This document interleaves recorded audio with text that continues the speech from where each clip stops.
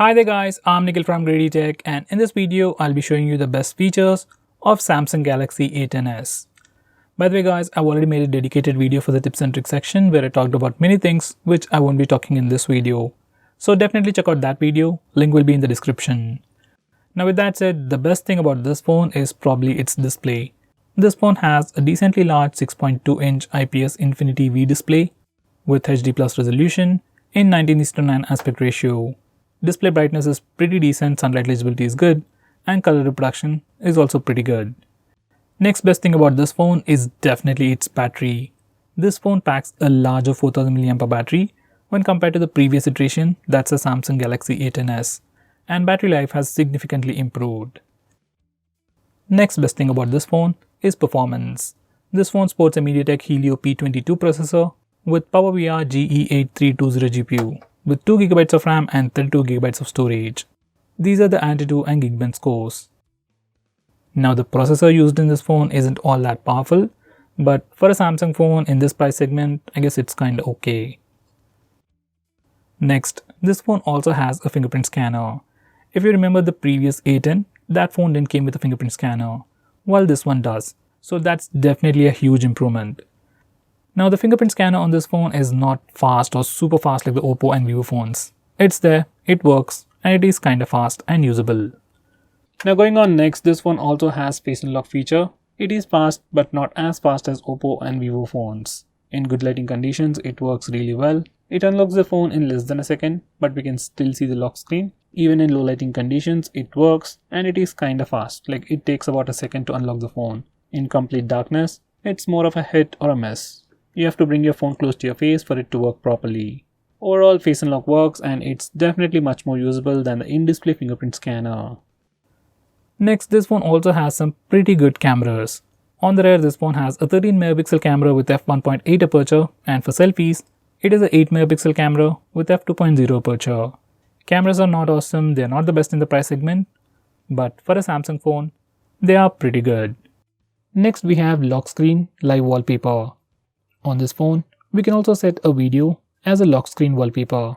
You can use any video as a lock screen wallpaper, and if the video duration is too long, you can also edit it before using it. For better results, use a high resolution video. Next we have live focus mode. This is another fancy name for rear camera portrait mode on Samsung phones. Unlike on other phones, on this phone, you can actually change the amount of background blur effect you want before taking a picture. Very few phones offer this feature. These are some sample shots.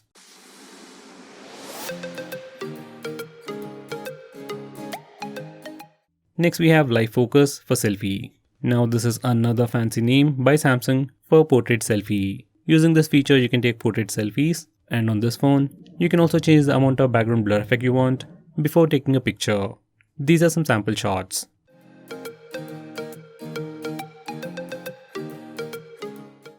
Next we have wide angle selfie. Now the front camera on this phone has a wide angle lens, but by default it crops it to give you a regular size selfie. If you want a much wider selfie, you can get it with just a click of a button.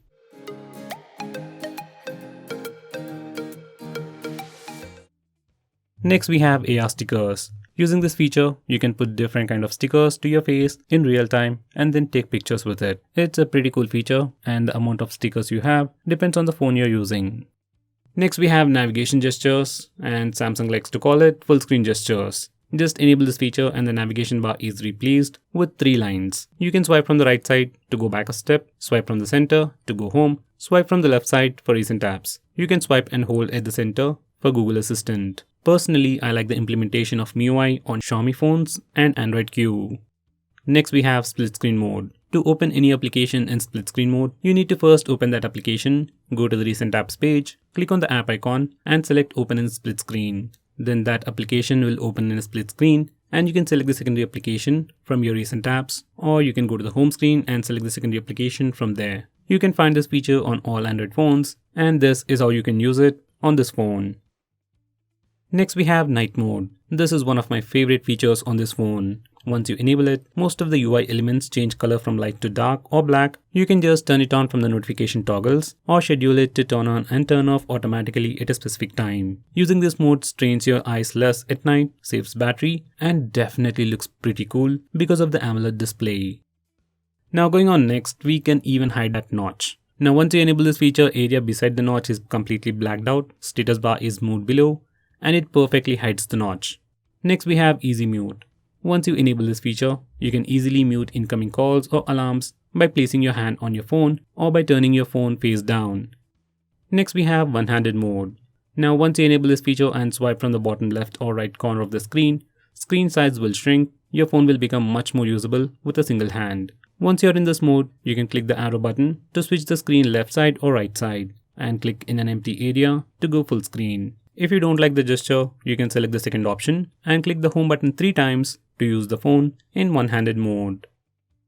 Next we have accidental touch prevention, which is just a fancy name from Samsung for pocket mode. Once you enable this feature, it will prevent accidental touches in closed spaces like pockets and bags.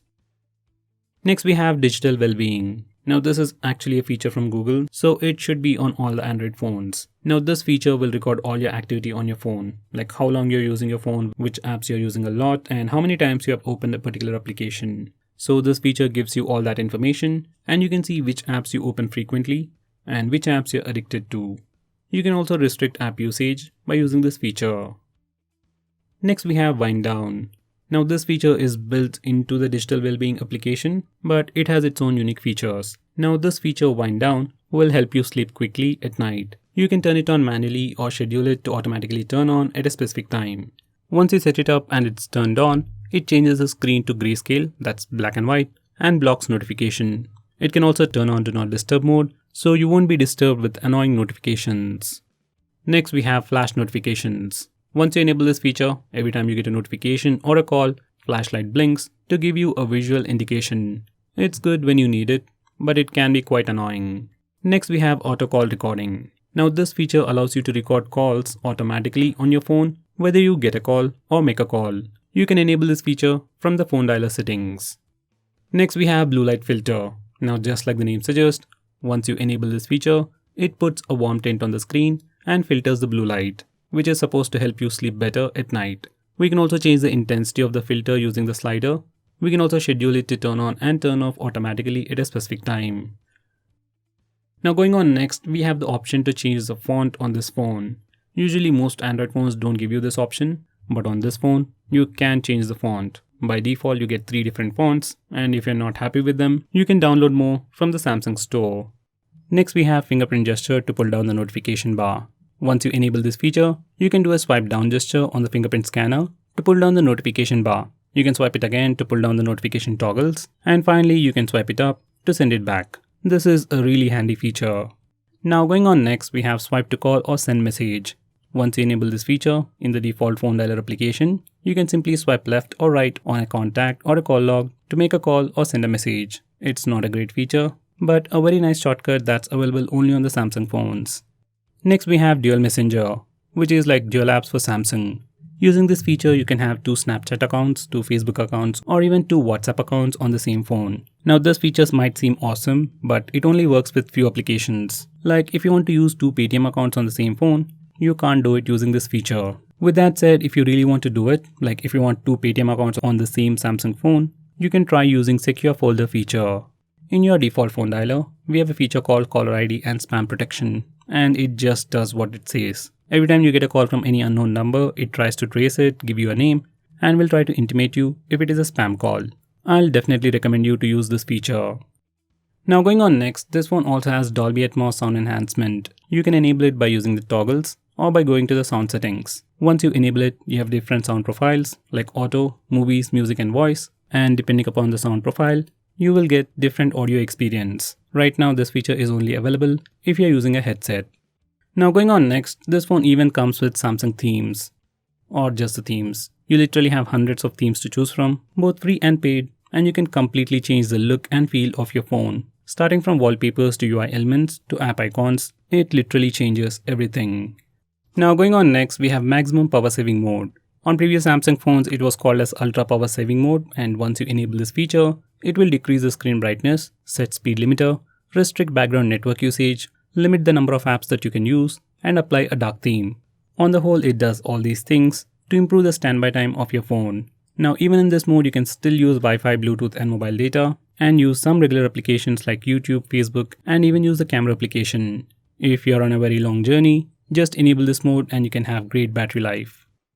Now going on next, we have lock screen stories. If you want to see something interesting and useful information every time you see the lock screen, just enable this feature.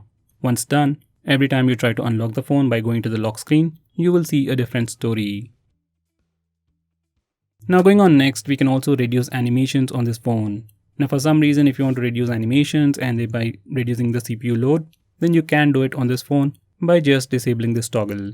Even if you reduce animations, there are still some animations going on, and for some reason if you want to completely remove animations, you can do it from the accessibility settings. Personally, I'll stick with animations even at a cost of performance and battery life.